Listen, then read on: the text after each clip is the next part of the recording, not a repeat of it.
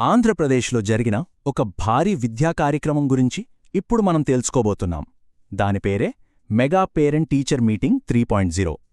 వినటానికి ఇది కేవలం ఒక మీటింగ్లా అనిపించొచ్చు, కానీ ఇది అంతకు మించి రాష్ట్రవ్యాప్తంగా జరిగిన ఒక పెద్ద ఉద్యమం లాంటిది. ఈ కార్యక్రమం ఎంత పెద్దదో అర్థం చేసుకోవాలంటే ఒక్క విషయం తెలిస్తే చాలు.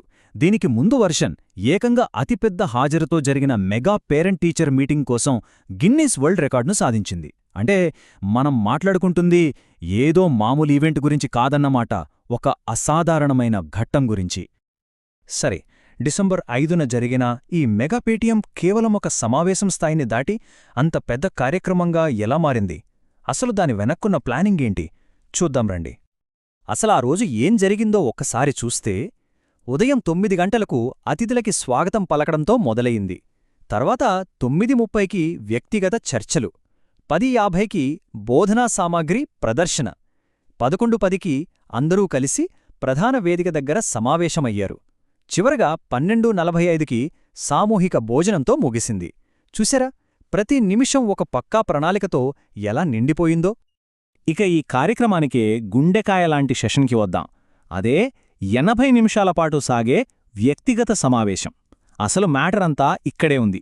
ఇక్కడే ఉపాధ్యాయులు, తల్లిదండ్రులు ముఖాముఖిగా కూర్చుని విద్యార్థి ప్రగతిపై చర్చిస్తారన్నమాట. మరి ఈ 1-on-1 చర్చలో అసలేం జరుగుతుంది? ముందుగా విద్యార్థి హోలిస్టిక్ ప్రోగ్రెస్ కార్డ్, అంటే వాళ్ళ సమగ్ర ప్రగతి పత్రాన్ని చూస్తారు. ఆ తర్వాత అసెస్మెంట్ బుక్లెట్లపై మాట్లాడుకుంటారు. ముఖ్యంగా విద్యార్థి ప్రాథమిక అక్షరాస్యత, సంఖ్యాపరిజ్ఞానం అంటే FLN ఏ స్థాయిలో ఉందో అర్థం చేసుకుంటారు. చివరగా ఇంట్లో తల్లిదండ్రులు ఎలా సహాయపడాలి అనే దానిపై ఒక స్పష్టమైన ప్లాన్ వేసుకుంటారు. దీనివల్ల పిల్లల చదువుపై ఒక పూర్తి అవగాహన వస్తుంది. ఈ మొత్తం ప్రయత్నం వెనుక ఉన్న ఆలోచన చాలా సింపుల్, కానీ చాలా శక్తివంతమైనది. అదేంటంటే, పిల్లల ప్రగతి అనేది కేవలం పాఠశాల బాధ్యతే కాదు, ఇల్లు, పాఠశాల రెండింటి ఉమ్మడి బాధ్యత అని తెలియజెప్పడం. అందుకే స్కూల్ సమయం తర్వాత కూడా తల్లిదండ్రుల పాత్ర ఎంత కీలకమో ఇక్కడ స్పష్టంగా వివరిస్తారు. అయితే ఒక సందేహం రావచ్చు. ఇంతమంది తల్లిదండ్రులు వచ్చినప్పుడు తమ వంతు కోసం వేచి ఉంటారు కదా, ఆ సమయంలో వాళ్లని ఎలా ఎంగేజ్ చేస్తారు? వాళ్ల సమయం వృధా కాకుండా ఏం చేస్తారు? ఇక్కడే వాళ్ల ప్లానింగ్ ఎంత అద్భుతంగా ఉందో అర్థమవుతోంది. వేచి ఉన్న తల్లిదండ్రుల కోసం వాళ్ల పిల్లల వయసును బట్టి వేర్వేరు వీడియోలు చూపించారు. ఉదాహరణకి, ప్రైమరీ స్కూల్ పిల్లల తల్లిదండ్రులకు లీప్ యాప్ గురించి, good touch, bad touch, positive parenting లాంటి అంశాలపై. అదే హైస్కూల్ పిల్లల తల్లిదండ్రులకైతే కెరీర్ గైడెన్స్, మానసిక ఆరోగ్యం, మాదక ద్రవ్యాల వాడకంపై అవగాహన కల్పించే వీడియోలు ప్రదర్శించారు. అంటే ప్రతి ఒక్కరి సమయాన్ని ఎంత బాగా వాడుకున్నారో చూడండి. ఇక ఈ వ్యక్తిగత చర్చలు పూర్తయ్యాక తల్లిదండ్రులకు మరో గొప్ప అవకాశం కల్పించారు. అదేంటంటే, తమ పిల్లలు క్లాస్రూంలో ఉపయోగించే ఆధునిక బోధనాభ్యసన సామగ్రిని, అంటే టీచింగ్ అండ్ లెర్నింగ్ మెటీరియల్ని స్వయంగా చూసే అవకాశం. అదొక అభ్యాసన పండుగలా అనిపించిందందరికీ. ఆ ప్రదర్శనలో ఏమున్నాయంటే, ప్రాథమిక పాఠశాలల కోసం జాదూ పితారా కిట్, FLN కిట్లు, రంగురంగుల ప్రింట్ మెటీరియల్స్ లాంటివి ఉన్నాయి. ఇక హైస్కూల్ విషయానికొస్తే ఆర్ట్ అండ్ క్రాఫ్ట్స్, సైన్స్ ప్రాజెక్టులు, ఏకంగా ATL STEM ల్యాబ్లనే ప్రదర్శించారు. దీనివల్ల స్కూల్లో ఎలాంటి వనరులున్నాయో, తమ పిల్లలు ఏం నేర్చుకుంటున్నారో తల్లిదండ్రులకు చాలా స్పష్టంగా తెలిసింది. దీని తర్వాత పాఠశాల కమ్యూనిటీ అంతా, అంటే విద్యార్థులు, ఉపాధ్యాయులు, తల్లిదండ్రులందరూ ఒకచోట చేరి పంచుకునే కార్యక్రమం. అదే ప్రధాన వేదికపై జరిగే సమావేశం. ఈ 80 నిమిషాల సమావేశంలో హెడ్మాస్టర్ స్కూల్ ప్రోగ్రెస్ రిపోర్ట్ ఇస్తారు. 100 రోజుల FLN ప్రణాళికపై అందరూ కలిసి ప్రతిజ్ఞ చేస్తారు. పిల్లలు తమ ప్రతిభను పద్యాలు, కథల రూపంలో ప్రదర్శిస్తారు. తల్లిదండ్రుల తరపున ఒకరు తమ అనుభవాలను పంచుకుంటారు.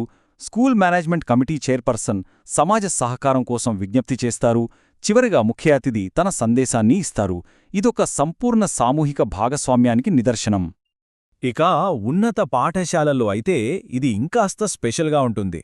అక్కడ అదనంగా బాలికలచే ఆత్మరక్షణ ప్రదర్శనలు, విలువలతో కూడిన విద్యపై పఠనాలు, చివరిగా విద్యార్థులు నేరుగా తమ సందేహాలను అడిగేందుకు ఒక ఓపెన్ Q&A సెషన్ కూడా ఏర్పాటు చేశారు.